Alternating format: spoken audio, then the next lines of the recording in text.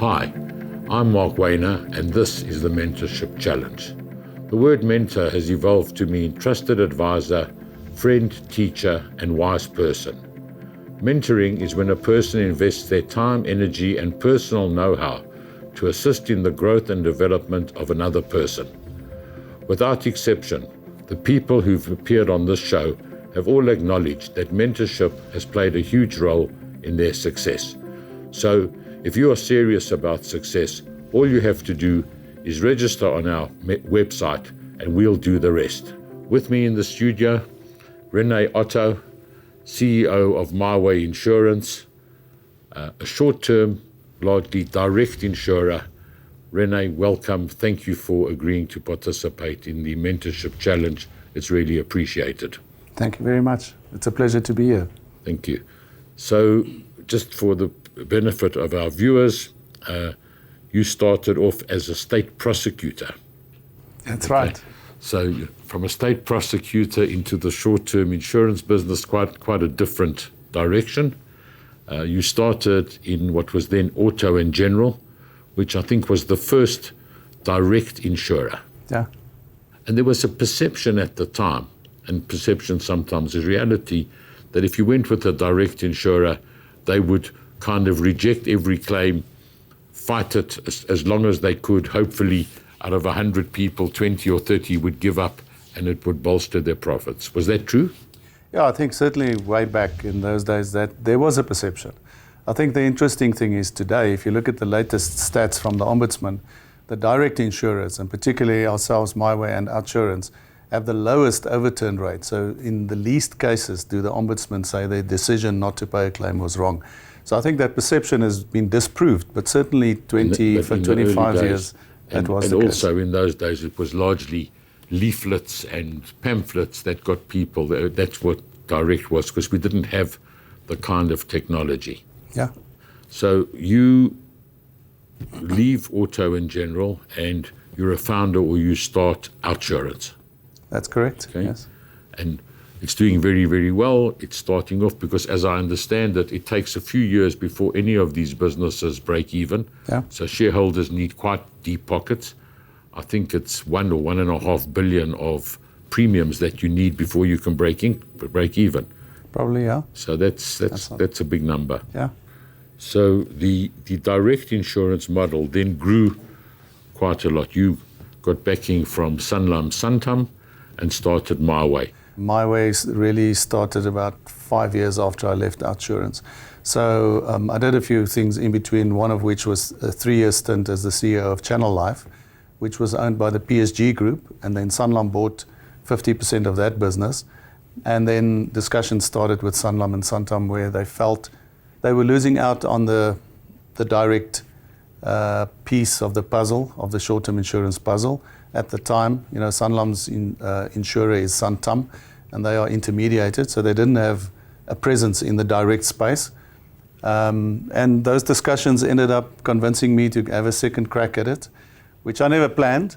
But I must say, looking back, because it's been 10 years now, it was certainly the best decision of my life and the most enjoyable 10 years of my life. I think you've recently had an experience which taught all of us in business how dangerous social media can be. Yeah, absolutely. So what happened is there was a disgruntled client who had his claim rejected, and he went onto the internet or social media and claimed that MiWay had a racist policy in dealing with claims. Yeah. Obviously, that created a huge furor. I heard it on the radio. It was totally fake news. But what I found very interesting is the way you dealt with it and how you dealt with the perpetrator at the end of the day. Would you like to take us through that? Yeah, I think for me, the first thing was to actually, I knew it's not true. We don't have a racist policy. I knew that. I actually flew down to Durban and met with him in person. And he told me why he did that. But he also told me that we've never treated him in a racist way. So I was very happy to hear that. But I also realized that he wanted the recordings of all the conversations he had with us. And it was really a slip up between people, but we never provided him with that. So that was, I felt, we had to put our hand up and say, we also made a mistake here. I learned from meeting him that he was actually a decent individual. He's hardworking. He was holding up 3 jobs at the time, which I could really respect for a 31-year-old youngster. And he really was remorseful.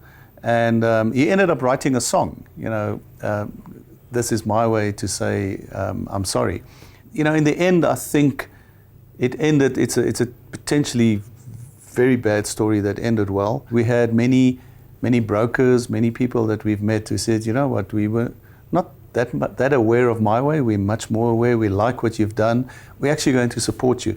There were times in the process where it was incredibly stressful because I literally, the day that it happened, I thought to myself, it took 9 years to build this business, and we're very proud of what we've achieved. And we actually potentially seeing the whole thing crumbling in front of our eyes. This is the danger. Social media, as one of our guests said, look, it's not what people say, it's how you react. Yeah. So social media has to be monitored all the time. And as soon as there's something like you've experienced, you have to react immediately. And to your credit, you guys did within hours. You were saying, this has just happened, it's not true, we're investigating. Throughout your career, starting right back with Otto in general, have you had mentors? I've never had an official mentor. I think it's a modern thing. The success of it depends on the mentee, not on the mentor. It's how hungry you are to learn. And if you are eager to learn and keen, you can look around you, you can read books, you can listen to people, you can go and watch TED Talks on YouTube, etc. And you can learn a lot. So there's actually no excuse not to be mentored, although you might not have a mentor. I say, same as you, I learned from people I worked with, I associated with, and perhaps some of the best advice I got was criticism. People don't like criticism, but if it's genuine and it's coming from somebody who you respect and you take it on board, that is mentorship.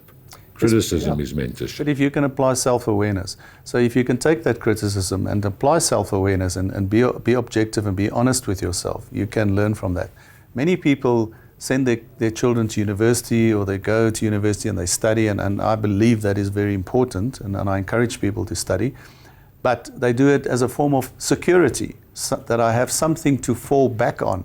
I think if you want to fall back on, you're going to stay behind in life. You must move forward. There's no falling back. And you only move forward if you identify opportunities and then develop them and then make the most of them.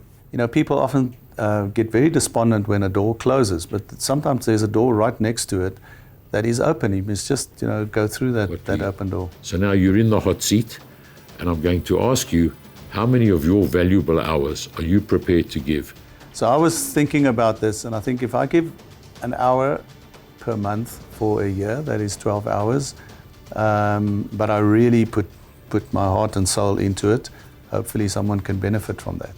Okay, so 12 hours sounds good. It's a bit of an odd number. How about if I push you to 15? Over 15 months if necessary. That's fine, or we can still do it over a year and maybe stretch that hour a little bit. Okay, do you have somebody, a friend, a colleague, in the insurance industry or outside of it, who you think people could benefit from by having him or her as a mentor? His name is Willie Miller. He's at FNB. He was on Michael Jordan's Exco a couple of years back, and he's sort of in semi-retirement, which I think is not a bad place. Willie started Origin Bank, so I think that qualifies him as somebody that can teach people. I know he mentors people inside the bank as well. As a token of my appreciation, I'd like to give you a copy of my book, Making My Mark. Thank you, Mark. I look forward to reading it. Thanks. If you would like to be mentored by Rene, please visit our website and register as a mentee. There are hundreds of hours that have been pledged. It could change your life.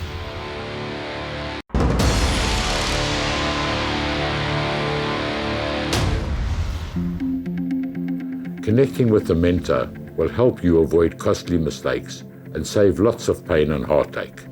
This program has been designed to connect you with the right mentor, whose guidance and advice will accelerate your road to success.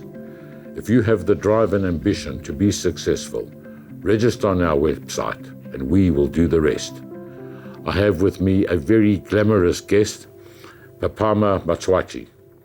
Papama, welcome.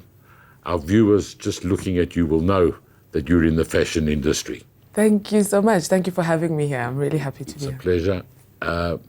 You've had a very interesting career. You've done it all in fashion. You've been part of Destiny magazine for 10 years. You're not there anymore, but you did that. You're a fashion designer. You've done wardrobe styling for TV and film.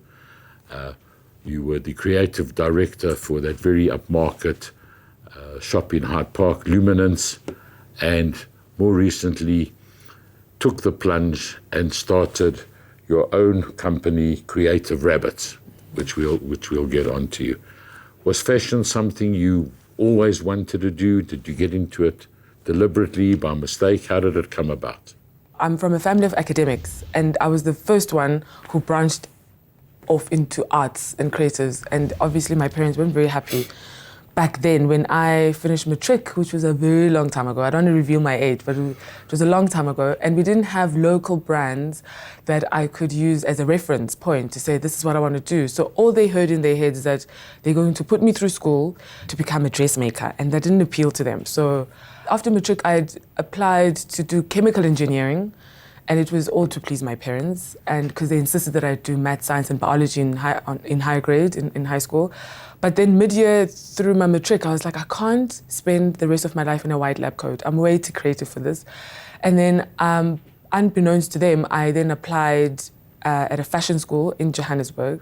You were a bit of a rebel. You went against your parents' wishes to follow a passion, which I think is really essential in people have to be happy in what they're doing. And then you worked for other magazines as well, Oprah magazine, yes. Femina magazine, and I freelanced for different magazines. And once I had had it with magazines, I then branched off into fashion and music. I worked together with Sony Music, and I was in charge of creating looks and images for the big bands. So bands like Mafikizolo and a whole lot of other bands. I worked with them from inception. You were the creative director for Luminance, and there you were exposed to international brands, Oscar de la Renta, Stella McCartney, and did that influence you in any way? 100%. It was like an MBA into the fashion world.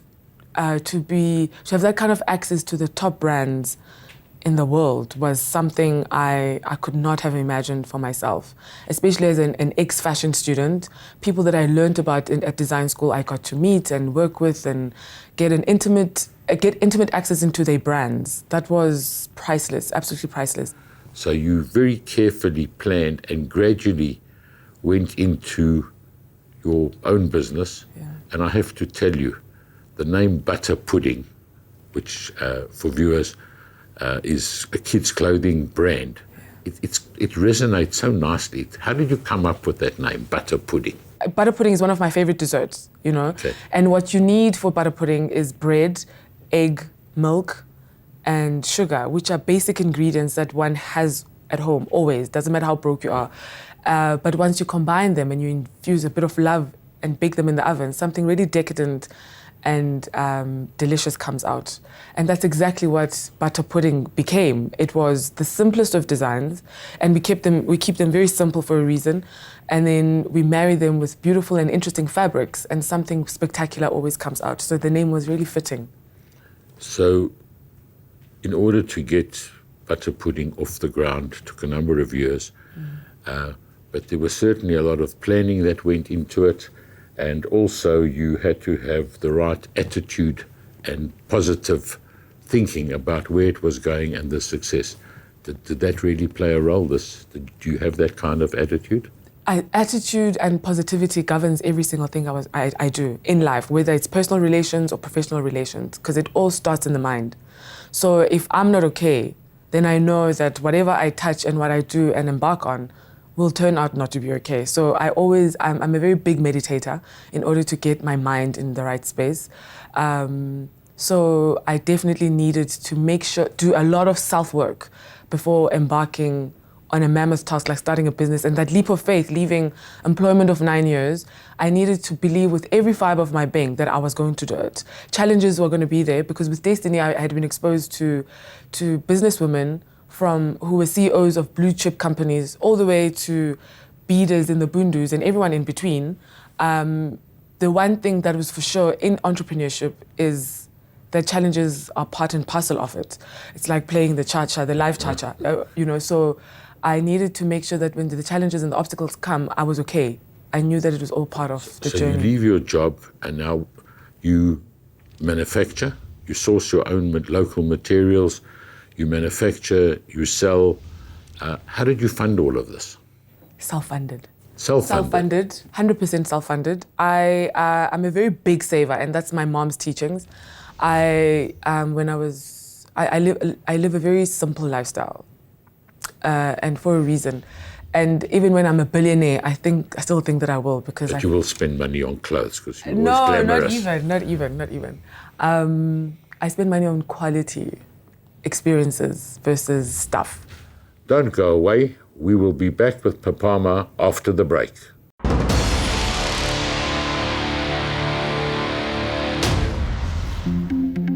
So tell us a little bit about what butter pudding produces, where you sell it. Are you online?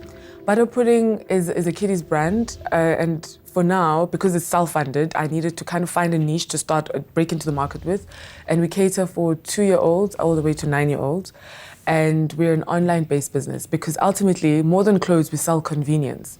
So from the way our website is designed to delivering, from our customers being able to shop from absolutely anywhere, being in the office, being in bed or stuck in traffic, to delivering the product straight to your door. You don't have an outlet?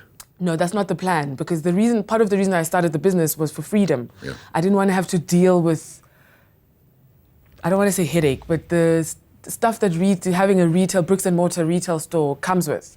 So I let that become someone else's problem. So we supply to different stores and we run an online store.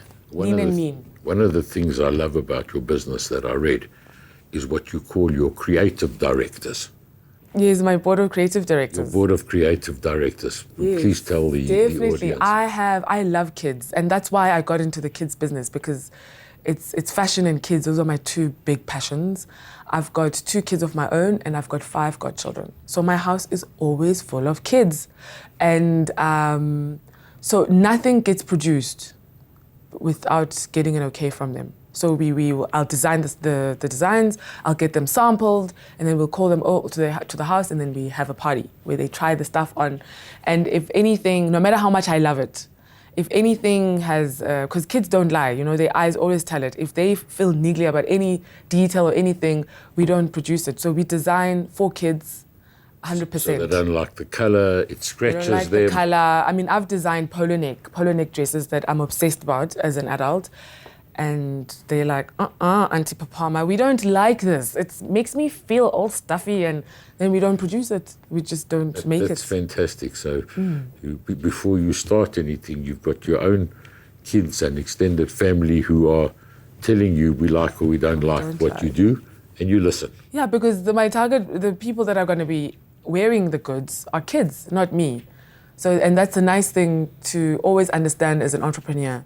Yes, you're running the business, but know who your target market is and design with them in mind, always. So to the people out there, if somebody wanted to get into the fashion business, any aspect of it, what advice would you have for them? Research. Do your research. Do your market research and take your time doing that. Know exactly who you're talking to. If you have to, have a face and name, what car she drives, where she works, because a great idea is nothing without a receptive audience. So know your audience very, very well, so that your marketing material, your product is all geared towards a very specific person, so that you're not schizo.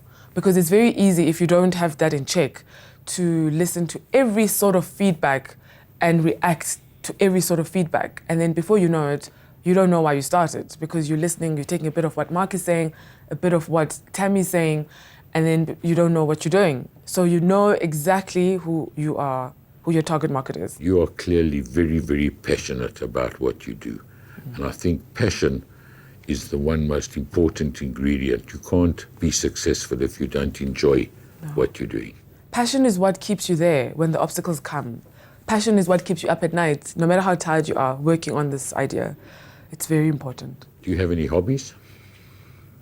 Stargazing, Yes. I love. They feed my soul. At night, I've got a balcony outside of my room, and I lay pillows and cushions, and I meditate to the stars. You meditate. A lot of people believe meditation is the beginning and end of people being successful. We had a guy on the show, Really? Dr. Teddy Blecher, who's an educationalist, and he makes all of the kids at his university meditate Oh, yeah. first thing in the morning. So that's So quite important. interesting. Because it forces you to get in touch with yourself and listen to yourself without the clutter and the noise that you get from stuff, worldly stuff. I have no doubt, just listening to you, that Creative Rabbits is going to grow from strength to strength. Thank you. Did you have any other mentors along the way? I do. I'm a product of mentorship, which is why when I got a call from you guys, I was very excited because I really believe in it. And even in my company, I apply that. And I've always got interns in the company to kind of pay it forward. So Basetsana Kumalo has been a mentor since I can remember, since I was at school. My mom, and just other faceless and nameless women that are not afraid to get up after being challenged by life stuff, and people that can create stuff out of nothing, So it's not just people that I know. Sometimes it's people whose stories I read from magazines. Yes, reading is also a form of mentorship and learning. I think any learning experience really is mentorship in one form or another. And I acquired, sorry to interrupt you, I acquired a new one whom I've never met, but I'm going to make it a point to meet before he kicks the bucket. I've just finished reading his book. He's the guy who started Nike. I highly, highly recommend this book. Nike. His name is Phil Knight. The book's called Shoe Dog. I've read it. Every entrepreneur needs to read that story. And their slogan, just do it. Just do it. That's exactly what I did with butter pudding. Just, after lots of planning. I haven't met him, but I've read a lot about him. I'd An love to amazing meet man him. who started making shoes in his kitchen. Exactly. It's an amazing... And so many obstacles. Yes. He just was fighting a battle after battle after battle until now. I mean, we all know. And his mentor was his coach. Yeah, He's- empowerment. yeah. Exactly. So, exactly. Quite amazing. It's been a fascinating discussion. You clearly know what you're doing. You're passionate about what you're doing. I love your story. It's a South African born and bred and locally produced clothing range. It's fantastic. But that's only part of the reason we've brought you here. Oh. Okay. The real reason we brought you here is we're putting you in the hot seat, and we would like you to mentor some of the people out there who would love to be in the fashion industry and who would benefit from your experience and your advice. So how many hours of your valuable time can I get from you? It would be an honor and an absolute privilege to do that. Thank you. I don't know what's little and what's not, but 10 hours? 10? No way. Is that a lot? Is that little? No. Look, Is it little? one or two people are going to contact you. You're going to spend an hour or an hour and a half guiding them. Then they're going to come back and say this or that, or this worked, this didn't work. So it's over a period of time. So I'm going to get 20. 20 hours? Yes. I'll take you on the challenge. So we'll get 20 hours from you. Thank you. And then my next question for you is, do you have a friend, a colleague, or somebody, whether they're in the fashion industry or anything else, who you think would make a good mentor and who we could challenge, or you could challenge? I do. There's a lady that I absolutely adore, and she owns an agency that I'm part of called Lamppost. Her name is Jodie Enoch, and I think she would make a beautiful mentor to someone. Fantastic. So what we're going to do is our production team will contact her. We will tell her that she's been challenged by you, and we'll see if we can get 20 hours or more from her. Okay. So, Papama, it's been an absolute pleasure having you on the show. I wish you every success. You deserve everything that comes to you. Please carry on doing what you're doing. It's absolutely great.